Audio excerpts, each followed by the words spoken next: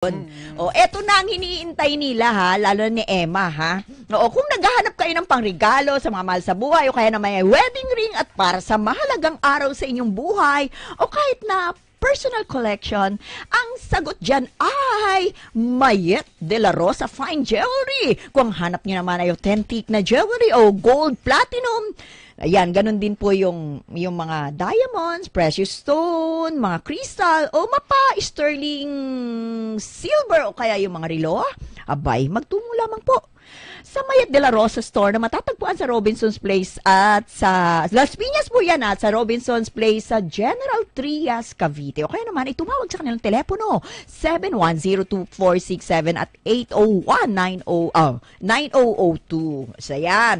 Or maaari nyo pong bisitahin ang kanilang website na delarosafine.gmail.com at maging ang kanilang Facebook account. So ayan, Mayet de la Rosa lang po ha pag naghahanap kayo ng mga pangregalo. Mga giliw namin mga taga-subaybay ha, tutok lamang po diyan sa mga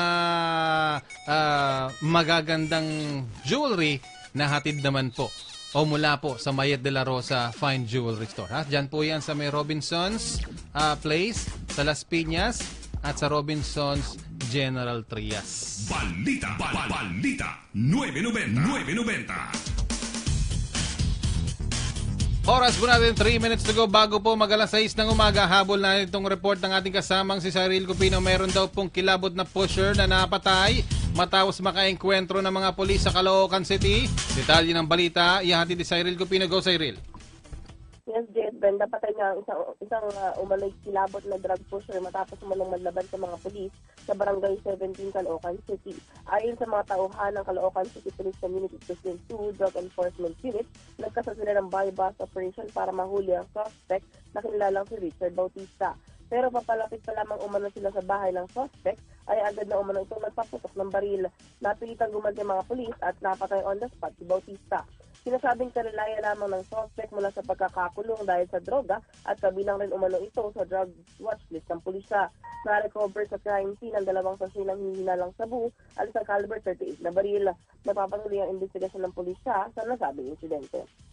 Para sa KBP Best AM radio station sa Metro Manila, Radyo Inquirer na binabenta, bayan nagtatanong mamaya nag-uusisa, ako si Cyril Cupino.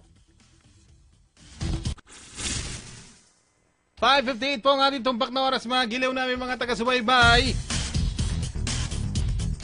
Mga giliw namin mga taga-subaybay, bay magpapaalam na kami ha. Dahil isang oras na naman po ang ating pinagsamahan ngayong umagang ito. Dito pa rin po sa aming paghahatid na pinakamaagap ng mga balita at information. Dito pa rin po sa Balita 990.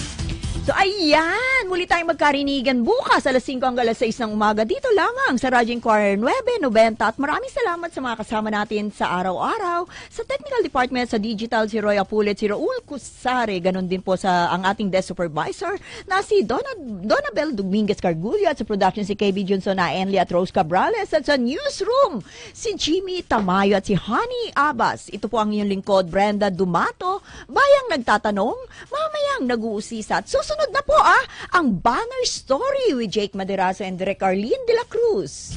Ito naman po si Jay Dones na nagsasabing maraming salamat. Good morning! Ingat-ingat! Baya con Diyos! Mabuting balita mula sa SSS. Para sa mga good standing members, pwede nang mag-extra savings. May SSS Peso Fund na. Mabuting pagkakataon.